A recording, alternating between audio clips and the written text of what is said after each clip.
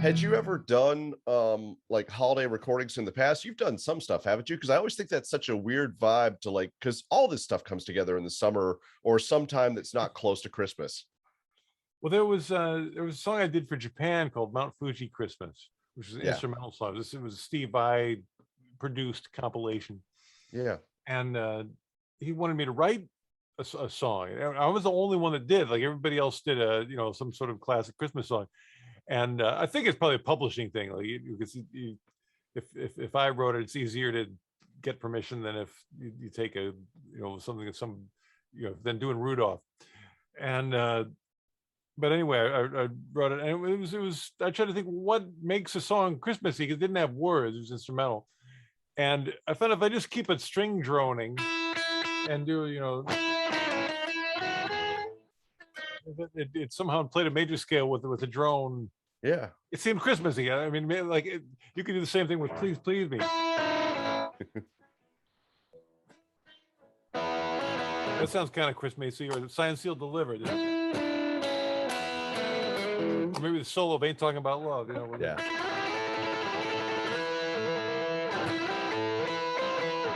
They're all put little sleigh bells on that and wear a beard, and you're all set. No, you mentioned something in all that that I really appreciate, and that is that like you put your own stamp on all these songs. Like you didn't play any of these songs like straight on. Like I like the fact that like they all have kind of that Paul Gilbert the Paul Gilbert feel to them.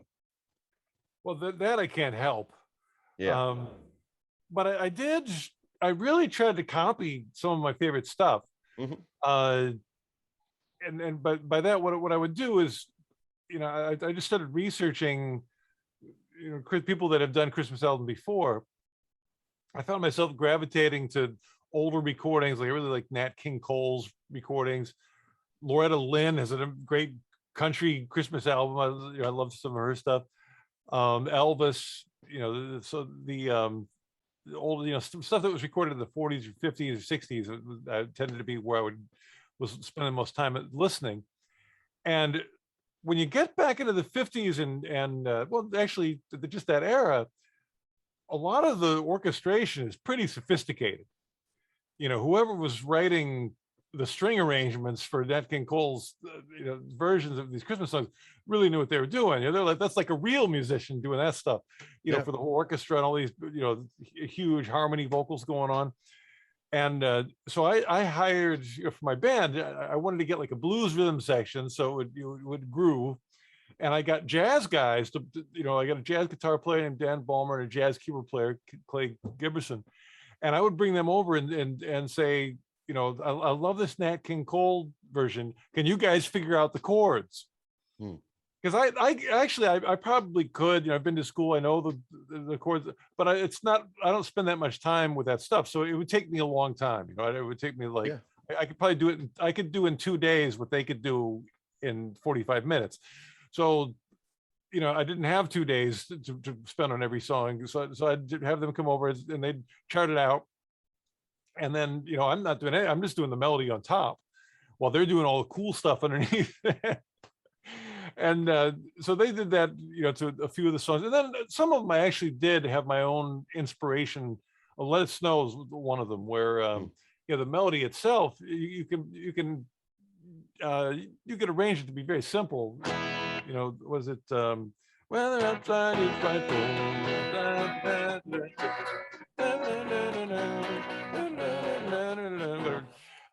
But I ended up taking, more like.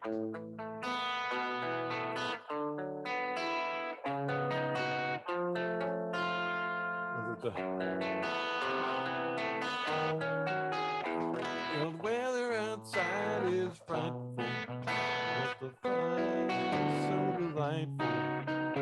Since we've no place to go, let it snow, let it snow, let it snow. And it was funny too because I wrote it on a chart, and all those guys can read. That's the first time I've written charts because most playing with rock musicians we just do it by ear, but I realized like everybody in my band can read, and if I can only learn to write. So and it's not the little dots, I just write the chord charts, But it was interesting to do that, and because you can get the point across. You know, if you're fluent enough to write it down, they read it and they get it right, and we were able to work pretty quickly that way. You know, we only spent 6 days of recording, and we got 12 songs and a bonus track for Japan with some fairly sophisticated arrangements. You know? Yeah, no, absolutely. And like, did you have that mapped out to be 6 days pretty specifically for any sort of particular reason? Because it seems like there was some sort of exercise, because I know that you were like going, I want to capture like ideally 2 songs per day in those 6 days. So it seems like you put a good amount of thought into the time period you were going to spend on this stuff. Well, some of it was when I first contacted my record company and talked about Christmas album. They said, "Yeah, said we'd love to do it. Can you deliver all the finished parts in July?" And this was like June, and I thought, man, I got the great guitar escape I'm doing. You know, I don't have that much free time allotted. You know, I figured September would probably be okay. You know, and I'm like July. Oh man, that, you know, I don't. So I said like, what about August? Like, I think if I really try, I can get it done in August. And they were like, I don't know. I guess the vinyl, you got to like reserve the vinyl plant to get the vinyl done. And so they were on me. And actually, you know, I think I did deliver it by the end of August, because once you record it, you got to mix it, Mhm. and I did some editing, so it wasn't like we finished and it was done then. I still had to do some of the album cover credits. So it took another week after we finished to deliver it, and by that time they're like, "Oh, I don't know if we're going to make the deadline." So basically, I was just trying to get it done in time for the record company, so to have it ready for Christmas. How'd you find the guys? How to what? How'd you find the guys that you did this record with? Oh, well, the Google search some of them, but the Jimmy, the drummer, he's played with the Fabulous Thunderbirds. So that, I mean, I didn't know about him through that, but when I Googled like Portland drummers, or actually I don't know if I Googled it, him, some of it's word of mouth. Like I'd ask people at that I know in town, like an engineer that I know, like who's good drummer, and oh, Jimmy Bott, you got to check him out. So and then I Google it and look up YouTube performances, and he's the amazing blues drummer. Timmer, the bass player I'd played with before, he on the last tour I did, Roland was the bass player played on the album, but Roland's wife had a baby, so Roland had to stay home for some of the tour. And I asked, actually, I had contacted Jimmy, the drummer, and he recommended Timmer, the bass player, because they worked together a lot. So that was my blues rhythm section.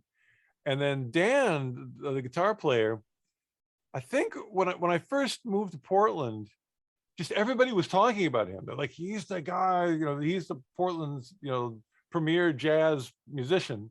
And I ended up bringing him over almost as soon as I moved here to do an interview for my school. Hmm. Because I've done a bunch of interviews, Dweezil Zappa and all sorts of cool musicians that I put on my, on my online guitar school website. And so I brought him over. We did a jam, and got on right away. And then he had recommended Clay, and that was it. That's all the cats. Yeah, that's what I was going to ask too. Was like how quickly you all as a band kind of found the right vibe. Did that fall in pretty quickly? Well, we did before I told everybody, yes, you're in. I said, let's get together and do like one rehearsal, just work up one song, and see what happens. And so we did a demo of Winter Wonderland, Hmm. and I was pretty unprepared. Like I was, in a way, I was kind of relying on them. I wanted to see what they would bring in, not only because I am like testing them out, but also just because I was so busy I didn't have time to really put anything together. And they were asking me a lot of questions I didn't have answers for. They're like, "Do you want?" And I'd be like, "I don't know. Let's just like count to 4 and see what happens." And so we did, and you listen and you adjust, and immediately everybody kind of glues together, and it was really nice because I would say, especially Dan, he would listen, and he'd always preface it by saying like, I've got this idea. You might not. I'm like, no, just tell me. You won't hurt my feelings. And you know, more often than not, I'd use this idea. Often it was things like, you know, play quieter, play with, you know, leave room so when you do something at the end, it has more meaning in contrast to the beginning. You know? And arrangement ideas. 'Cause a lot of times, you know, with Christmas songs, you kind of have, you know, maybe sometimes you just have like, this is the chorus and it happens twice, then it's over. And so like, you know, I want the song to be longer than a minute 10 seconds, and so I kind of look at Dan and go like, well, can we put a jam in the middle? And he'd immediately have a good idea for it. So when we did Heart, you know, Dan was the one that came up with the kind of like the Ventura Highway. Just a, you know, idea for this 2-chord vamp, and that was great. I was like, yeah, I'll put that in. It'll give me something to do between chord before the last chorus. So and really everybody. I mean, Timmer, I almost forget he's there because he's always perfect. Like, you know, usually you only notice somebody if there's a problem. Yep. Timmer's like he's invisible because he's just always playing the right part, never make any mistakes. And Jimmy was it was great because he, a lot of times, you know, I come from, you know, I have rock instincts, so I tend to want to accent everything. Mm-hmm. You know, it's like my version, you know, when I think drumming, I think, you know, Ian Pace, Highway Star. And, you know, you know, and, you know, accent it. And Jimmy'd be like, you don't, you know, you can accent it, but let me just play straight through it. And that like saved the song when we did Every Christmas Has Love. Because that has so many accents. Every Christmas has and Jimmy's like, let me just right through it, you know. And at first it felt weird to me because like, shouldn't we all be doing it together? And then I listened to it back and I'm like, oh, thank goodness you suggested that, because that's like 1,000 times better than my version. One thing that was interesting to me, if I saw this correctly, for the originals, you had lyrics for some or all of those songs, but as you put it, like you eventually let the guitar take over those lead parts. So it's really interesting to hear that there are lyrics to those songs. And I kind of wondered, like, how did that part of the process kind of help you when it came to building those songs out? Well, I mean, the core things where music must have come from, you know, from prehistoric days, is the sounds you make with your voice and the sounds you make from banging on something with your hand or a stick. Sure. So, you know, if you connect to those primitive elements, things tend to go pretty well. And then all the fancy stuff you just sort of use to support, you know, the basic human urge to make music. So to me, when the human voice is involved, you deal with what it can do, and you also deal with what it can't do. Like you have to breathe at some point. Yeah. And with guitar, as a guitar player, you don't. You know, you can kind of play until you fall asleep. You know, you can just keep on going, and there's never any space. And I think having that, you know, sort of being using my singer brain, the space ends up being in there, and the melodies tend to form themselves in different ways, and just having words to play with, and seeing like, well, how does that word work rhythmically, you know, and it's got an end, you know, it doesn't just keep going. So it tends to draw limitations that are really good limitations around, you know, to give you a structure to work with, rather than like, okay, I've got a scale and I'll go up and I'll go down and again and again and again and again. So it's just a natural way, and when you're done, it feels human. It feels, you know, it doesn't feel like you drop notes into a computer and plus, you know, shake them up and go. What are some of, for you, what are some of the like kind of special memories you have attached to some of the classic Christmas songs that you chose to record on this record? I would say that I always like the Christmas song because it's a little bit jazzy. Yeah.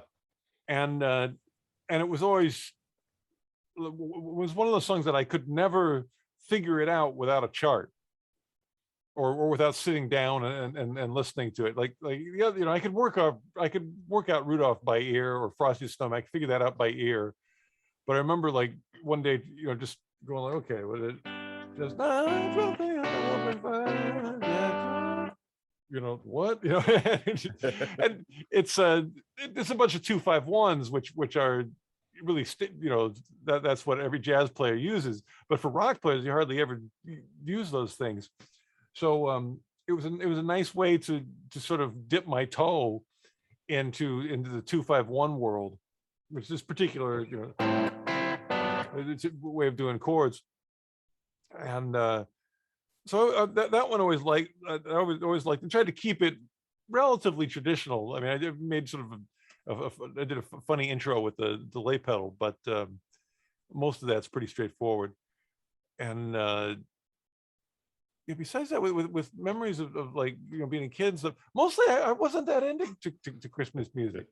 It kind of became annoying kind of quickly. Other than just like what's that time of year. But I've never been like particularly a fan of Christmas music, which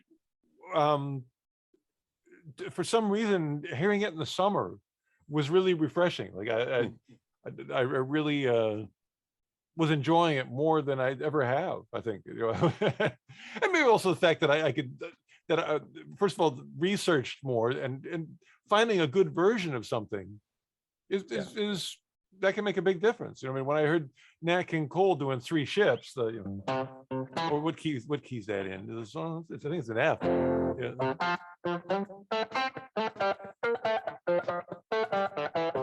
And it's just this really cool groove. I saw in the morning. I really hadn't heard that song that much before, but his version was so cool, and he's the orchestration so great, and man, the Barbra Streisand stuff, like I tried to copy it. I mean, it's hard to copy because it's so dependent on her phrasing. Like the band's following her. It's not like there's this beat where she's got to lock into the groove. It's real loose, open arrangement, and they're really, you can tell they did it live because there's no, there's not a beat to it. It's much more free form. Yeah. And she's so good. Like it's the whatever record she did in the late '60s, I think it was. And I tried to. It's funny if you hear my intro. I forget what it was. What key was that in? I came up with some intro where it did a bunch of tapping stuff. Yeah. And I was trying to kind of follow her orchestral, the form of it, but I just made a eruption version of it. And then she starts singing, and the melody was it. Na, na, na, na, na. Yeah.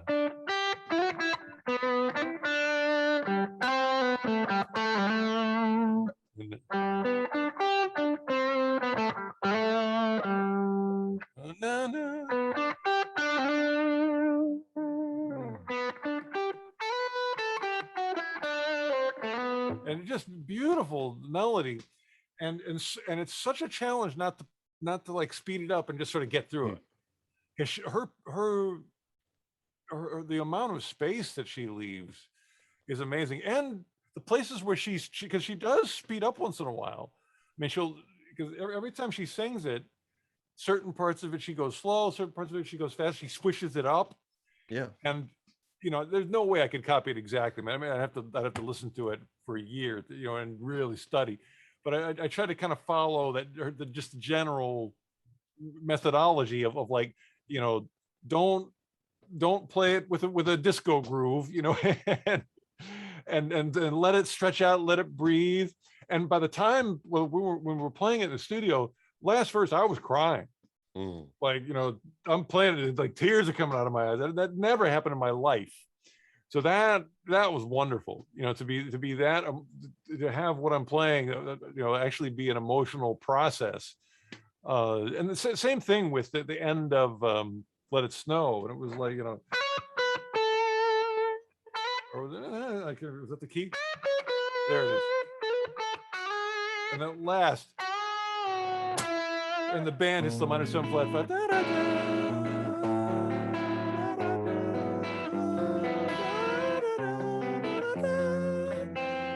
I came up with that over the like a B major 7th over E. Yeah. And believe it or not, that stuff was by ear. Like Hmm. I don't know that chord, and I just heard it and I was like, what is that thing? And kind of worked it out. So some of it I used the jazz musicians to help me, but other stuff I actually had enough, um, enough background or stuff in my head where I could work it out. Yeah, and you mentioned Eruption, and that was something that like stuck out to me with the press materials about this record is as you're talking about this record, like you mentioned a list of guys influentially that were important to you. Among them, Eddie Van Halen, Alex Lifeson. So that made me wonder like how much any of those various guys were in your head when it came to some of the various tones you were thinking about for some of these songs. Like, was that in your head as all like this is an Alex thing, this is a whoever kind of thing. How much was that there? Well, it's there's probably a better term for it, but I always like the swirly guys, Yeah. Yep. which in the '70s, the like Alex Lifeson, Frank Marino, Robin Trower, Pat Travers, and they were the guys that would play with a flanger or a chorus or a date or a, what do you call it, univibe, Hmm. and you'd hear some of that from Brian May and other players too, but that kind of thing where if they hit a note, you would go like whoa whoa whoa whoa whoa whoa whoa whoa because it had this effect on it, and it just gave it this kind of spacey. And there's some of the Hendrix stuff like that too. Certainly when he Yeah. plays like the Star Spangled Banner, and I think he's got the univibe on that. I can't remember if it's that tune or something else, but it's this kind of like all the fun of doing acid without actually having to do it. That's probably a good thing. Yeah. Yeah. And So one of the other you sort of go. It just feels like you're on this amazing trip and soaring through the sky, but you're not destroying your brain. Uh, there's no long-term damage. That's what I was gonna yeah, say. exactly. Yeah. I just like those players, and I got a pedal collection, so I'd always bring a pedal board that had all that stuff on it, and it was funny. One of the songs, I think it was Three Ships. Hmm. I had rigged up this thing with an '88 flanger, which Pat Travers is famous for using, and I had a foot pedal that had a mechanical arm, like almost like a bicycle brake line. And when you do the pedal with your foot like a wah wah pedal, it twists it and it twists the knob, Hmm. so you can mechanically twist the knob with your foot, and it makes the flanger go from like kind of a normal swirly sound to where it completely takes over, and it's almost like a whammy pedal, just goes yeah. And I was trying to work that in, and the pedal kept breaking, like the little thing that hooked it on the knob kept coming off, and I kept losing all these good takes, and I was really getting pissed. Like I was like, and finally I said, screw it. It's just not, I've been fiddling around with it all day and I can't get it to work. I said, I'll just play it without it. So I left the flanger on its low normal flanger setting. And then instead of the pedal being angry, I was angry. so and we got a great take out of it. It was probably better than I would have gotten if I had been, in a nice, happy mood. So and it's a song that in a way it was nice to have that, because it's a very, and you need something to sort of, to breathe some life into that, and me being angry at my broken pedal did just that. So one of the other things of many that sticks out about this record is the song Three Strings for Christmas. And so the three-string guitar seems like a really interesting thing. Like, how did you arrive at that whole concept? Well, there was I'll give credit where credit is due. There's this guitar player named John Jacquemode. I Hmm. hope I'm pronouncing his name right. Lived in Las Vegas. I think he still lives in Las Vegas. And he was one of the Mike Varney discoveries. When Hmm. Mike Varney had his Coleman guitar, or a guitar player Yep. called Spotlight, and back in the '80s, every month they would showcase 3 or 4 new guitar players, and John was one of these guys. And Mike Varney was famous for calling up whoever would answer the phone, said, "Got to check this out," and he'd play the cassette. And so one day, Mike called me up and he goes, "You got to hear this guy from Las Vegas, John Jacquemode. It's going to blow your mind." And it did. And so I think I did a clinic in Las Vegas soon after that, and John was there. And so after the clinic, I was like, man, can you show me, play? I want to see how you do this. And he was doing this stretchy lick where he stretched out a triad on one string.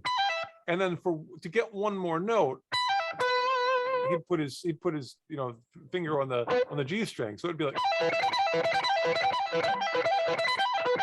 and I thought, well, that's cool. So I started doing that. And then I thought, what would happen if I actually moved this whole thing to the D string? You have to go up 2 frets. And it's a big jump to get there. And then what happens if you go down like the low E and try that? It's almost impossible.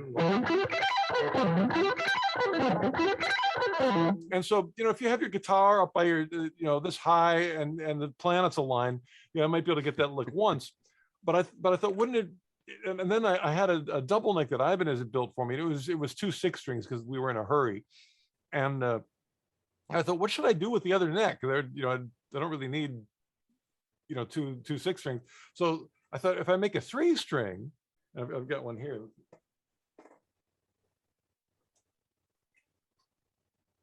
And I tune it in octaves, then I won't have to jump around anymore because the strings are right next to each other. This one's cool because it's a micro, so the frets are closer together, so it's really easy to do a stretch like that.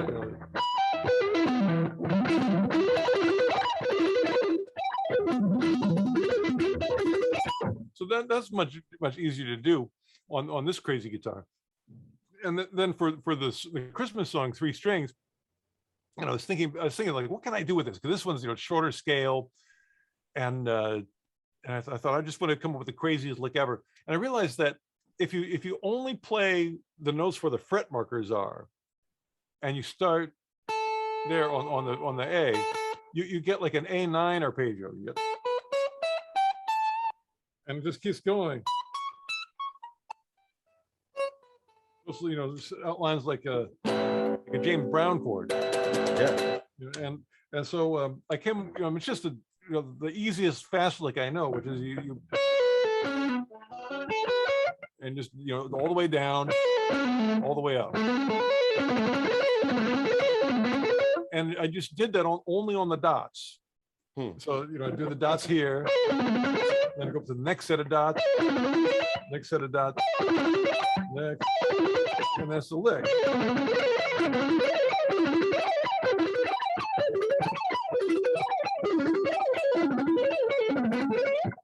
And the only reason I can do that is that's easy. Yeah. You can't speed up hard stuff. So have you used that 3 string thing in the past, like on any Mr. Big stuff? We did a solo in Billy and I did a dueling double neck solo in Japan on our reunion tour. So you can find that on YouTube. I mean, I don't know what you search for, Billy and Paul double neck or something. Yeah, we did a thing where we both did double necks, and I was using that tuning for that. I would say that maybe the main spot where I threw it in and people didn't know I was doing it was an Eraser X song called Snake Bite. Oh wow. And nice. it's like the last little bit of the solo, and it is just face melting.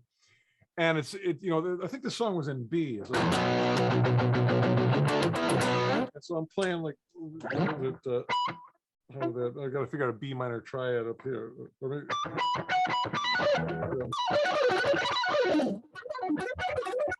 Something like that. Yeah. And it's it's pretty frightening, that one. I also did there was a version on YouTube where I'm doing the song "To Be With You," and I worked out like the arpeggios.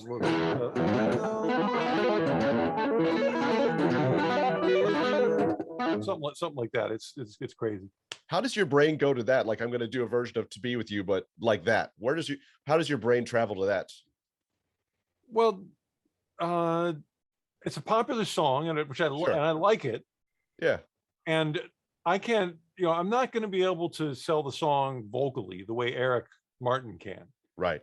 Like, so I've got to choose my battle somewhere else, because if I just strum it,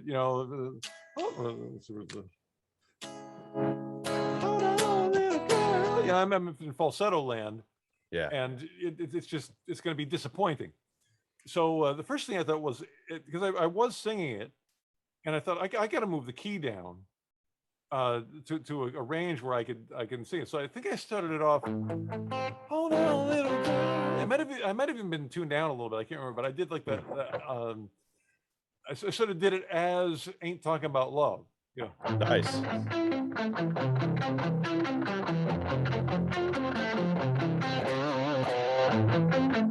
You know, so in the style of "Ain't Talking About Love," and I just went through the changes, and that way I could sing it. You know, oh, that little girl, show me what is wrong to you. And it's, you know, I still don't have the greatest voice in the world, but at least I'm getting the melody across, and the guitar part's cool. Yeah. And then I had to modulate because I wanted to get back to the I'm the one who wants. I wanted to get back to because I can sing, you know, sort of version of the melody in that key.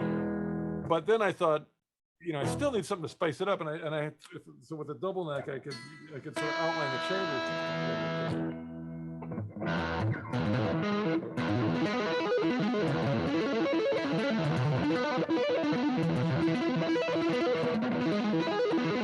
And it's, you know, it's rhythmic enough where I can, you know, sort of get a groove, and I'm the one who wants. So it's out of you're trying to make up for the fact that I don't sing as well as the real guy.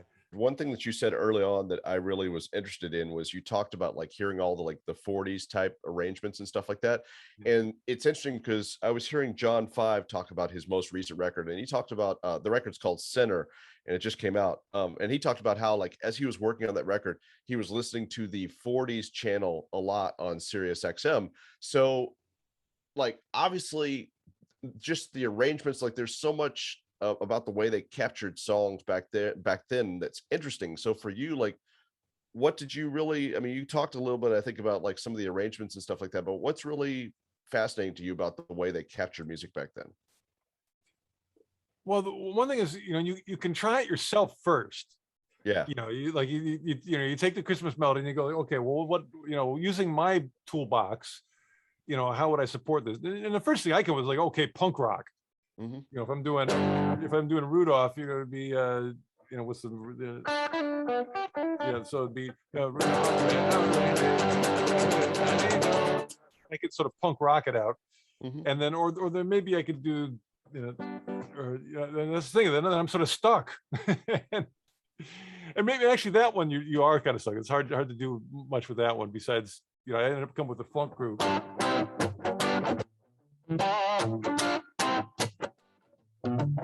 To me, it's almost like a little reggae-ish, or I don't know, Mm-hmm. but whatever it is, that's what I came up with for that one. But the stuff that was like the Nat King Cole 40 stuff, um, it's jazz pop, you know. So Yeah. it was popular music that had jazz elements to it. And what was the actually I think it was Hark. Yeah, because I tried to get the chords of the Nat King Cole version for the Hark the Herald Angels Sing, and there's a part. I mean, actually, you know, I didn't get that deep into it because I hired the other guys to do that. Right. I knew it would take me too long. Yep. But I should go through and figure out what it was, because there's some chords in there that I never would have thought of. That were, and it even took my ear a little while to get around it. But I was like, once it did, I was like, oh, it's my favorite part now. You know, and again, the melody is pretty straightforward. But then there's the stuff, the harmonization behind is really interesting, and it changes. It's not always, you know, every chorus isn't the same as the last one. So basically, you know, it's sort of taking the concept of adult chords, maybe even one more step adult. And you know, of course, you know, people doing it back then are probably young men. You know, like Artie Shaw. I'm always curious about, because man, you listen to Artie Shaw play clarinet, and it's like Yngwie. Oh yeah. You know, I mean, he's doing his, you know, he'll play the melody, but then when at the ending of the song, he's like, you know, it's like, holy crap, you know, he really is a shredder on clarinet when he wants to be. And he was, you know, you read about his life, he's dating all the movie star actresses, and it's just like, man, what I wouldn't, you know, and then, you know, I kind of remember Artie Shaw when I was a kid, and you know, by that time he's an old guy, you know, and you think, oh, he's not cool, you know, I'm into Zeppelin, you know, but you know, you go back and dig into it a little bit, and these cats were, you know, were ferocious. Yeah, and stuff like clarinet is just like those are just such fascinating sounding instruments. Well, played right. Well, sure. Otherwise, they're awful. You're right. Yeah. Yeah. I look at you with Mr. Big at the peak, and it's like that's a time where you guys had access to just track after track after track after track. And I didn't hear this at the time, but like it was fascinating to me to learn later that, like, say, Moody Blues, Days of Future Past, they like record that on 4 tracks. Like you go back to the 40s, they had even less. So there's just like a beauty in the simplicity of what they had to work with back then. Well, it puts you in a certain mindset, knowing that you can't repair. Because if you know you can fix something, then Yeah, you'll start trying stuff that you think like, well, this might not work, but I'll try it, because if it did work, it wouldn't that be wonderful? So you kind of go to this different toolbox of tools that might be exciting, but they're also a little fragile. mm, And if you know you can't do that, if you know, like, hey, if there's no net, I better not fall. Then you start relying on a different toolbox, of stuff like, I know this is going to work, and this is really reliable, strong stuff. And a lot of times when you build with that toolbox, this thing you build tends to be a stronger construction, and so that's the good thing about that mindset of, like, we can't. I mean, and it's still, we recorded we recorded with Pro Tools, and I fix things now and then, and I did sure. a lot of, it was full, live band. So a lot of times what you can do then is you get these little sections that feel great, and then you paste those together. And that's kind of what they did with tape too. You could do that with tape, where you might not actually fix anything, but you can take, the verse from take one, and the chorus of take seven, and you splice them, physically splice them together, and you'd build the recording that way. I also like too that you got the guys to like kind of do some of the work that you didn't have time to, and you kind of come in almost a little bit underprepared. Like you're walking kind of an interesting wire yourself as a player doing it that way. Like, Well, because that's just that's the job of the producer. Is, the producer doesn't actually play anything, yeah, but they make a lot of decisions about who's playing what, and that's I mean, if I was going to figure out all the parts myself, and sort of, micromanage, hmm, then I might as well play everything myself. Then I know I'm getting what I want, and I've done records like that, and they turn out okay. But that's the nice thing. You're when you do that, you're not taking advantage of the other musical souls in the room. yeah, And when you say, like, hey, this is the general thing I want, or but do it like you like it. hmm. uh a lot of times you get stuff that's better than you would have thought of, because you're dealing with someone who plays bass all their life, and so they're often going to make way better decisions than I would. So, final few things here. First of all, this year obviously being the 30th anniversary of the Lean Into It record, as fans are well aware of by this point. You guys survived the experience of making the first record, turned quite a few heads in the process of releasing and touring that album. So, what was kind of the scene as you all come back together to work on the record that becomes Lean Into It? I think we had been on tour. We got some really good tours. We had opened up for Rush, Yeah. Oh, yeah. and yeah, I think that was the main one. We did a lot of touring with Rush, and I just remember uh, feeling like we would have gotten a better reaction if our songs were more melodic. Somehow that's Hmm. what I took away from the experience. It was like we'd go out there, we had this great audience in front of us, and we'd just do okay. But I felt like, man, if we just had songs that would connect a little more, it would have made a big difference in how the audience reacted to us. So for me, that was the goal. Like, let's get some melody in there. Let's get some songs. It's still fine if it's got bluesy style, but let's make sure that the songs themselves have stronger melodies. And so, Eric came in and hit it out of the park. He had Just Take My Heart, To Be With You, and I came with Green Tinted, Nice. And to me, like those three, and maybe those three, and maybe Lucky This Time was really melodic as well. And we're in major keys, so it was that was a big difference. And then the rockers were good too. We had the Daddy Brother was had a good energy to it, live and kicking. Had a lot of harmonies, even though it was bluesy, it still had harmonies. Yeah. So and then the whole record just flowed well. The sounds were good. The planets aligned for us. How early does the drill get into the mix for Daddy, Brother, Lover, Little Boy? I can't remember exactly. I mean, I'd been doing that once in a while, and we rustled up another one for Billy. And we thought like, wouldn't it be amazing to do it in harmony or do it Yeah. together? And I think a lot of that sort of thing, or the shreddy stuff that we would do was put together so quickly, which always surprised me, because then like Racer X, we would rehearse for months and really be meticulous about all this stuff. And with Mr. Bigot, always like, okay, we got 5 minutes, and we just throw it together. And again, when you go to the toolbox of stuff that is going to work, you only need 5 minutes, because you already kind of, that's where you're fluent. And so, that's, it wasn't like we were doing something easy. We were just doing stuff that was comfortable, that we already knew how to do. And so, and I think because of that always works well live, and came across with a strength that was nice. I don't think that anybody was predicting in 1991 that you guys and Van Halen were both going to employ drills as a primary instrument, or a guest star on songs. Like, you might expect that to happen once that year, but to have two bands like really find a way to feature a drill in the mix was pretty crazy. That was surreal. It I was and still am the biggest Van Halen fan, and yeah, it really felt unreal. I remember really turning on MTV and going like, "What is going on?" And I suppose I'm still in that state of mind.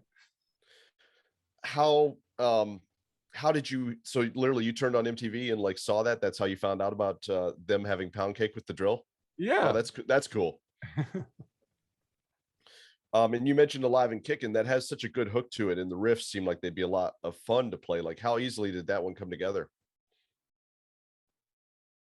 Well, I mean, keep in mind it's a long time ago. Sure. And I think my memory of Alive and Kicking is as I had the really basic riff, the da da da da da da, and then Billy said, "Well, can you do it and play over these changes?" And he started, not only in G, but can you, like, he said, if I play a C note, can you modify the riff to fit that? And if I go to the D, can you keep like taking it through the changes? And it wasn't set up for that. So my first thought was, no, it's not, that's not going to work. And then I took it home and just started twisting it, turning it until it fit. And that was cool, because then the thing I ended up coming up with was something that was unusual, but Yeah. it worked. It was unusual for a reason rather than just arbitrary unusualness. And overall, like, what's cool about that record is it's still like a great sounding record. Like, the way it was recorded, like, it doesn't sound overly dated in the way that some albums from that era do. Like, you guys captured it really well. The tom-toms are unbelievable. Yeah. Like in Green Tinted, when Pat, when he just woke up and she's still tired, like, holy, it's and those are the days before you could really, I can't remember. I don't think we did samples, because it took a lot. In order to do a sample, with Pro Tools now, you can sound replace, or you do anything with the press of a button. Sure. Back then it was tricky to do that, so we actually had to get a good sound. Overall, like, what's kind of your favorite memory from making that record? I think the thing I always remembered, I had a really horrible car, and Herbert, who had just passed away. Yeah. He had come down because he owned the production company that was doing the video screens for Michael Jackson. Yeah. And so Herbie came down to see Michael Jackson, and Billy had a Corvette, Hmm. and we couldn't fit. And a Corvette only holds 2 people, and the 3 of us wanted to go, so that left us with my horrible car. And we're driving down the 405. It's a pretty long drive because it was like Irvine Meadows or some, Orange County venue, and we're coming from Hollywood. So we get about 20 minutes into the drive, and steam starts coming out of my front end because I didn't know about maintenance, and I remember looking at it going like, is that me? And Bill's like, yeah, that's you. So we pulled over, somehow managed to get the car fixed at a gas station, and kept on going. And after that, Herbie was like, I got to get this kid a publishing deal. so Herbie got me a publishing deal. And as soon as the money came in, he's like, go buy a car. That's So fantastic. I bought it. I didn't know how to buy a car because I was a kid that all I did was play guitar when I was a kid. So I went out on my balcony and I started watching the road.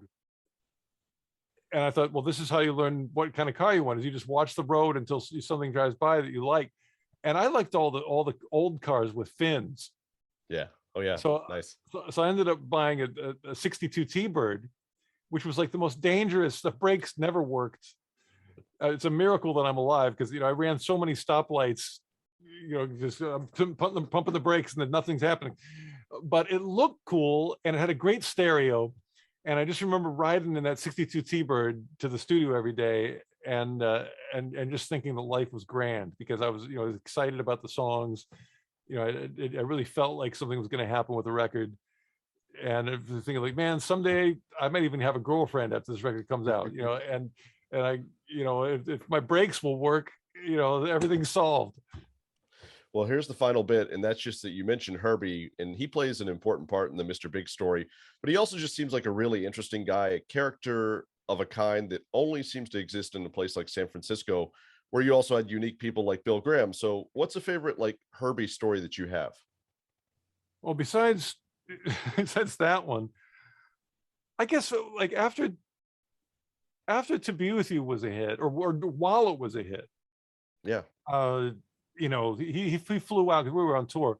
He flew out to have a meeting with us, and he sat us all down and he said, guys, this is amazing. This is wonderful. Let's celebrate. And he said, by the way, this is never, ever going to happen to you again. He said, the industry is changing. You guys, the problem is you don't dance and you're not women, and that's the future. None of you are Janet Jackson. You're screwed. That's what MTV is going to play from now on. And so they don't want a bunch of guitar playing skinny guys. That's so go play in Japan. They still like you. They'll still like you there for a couple of years probably, and make the most of it. But he said he basically said, like, you're on top of the world. You're over. Oh man. And of course he was right. Yeah.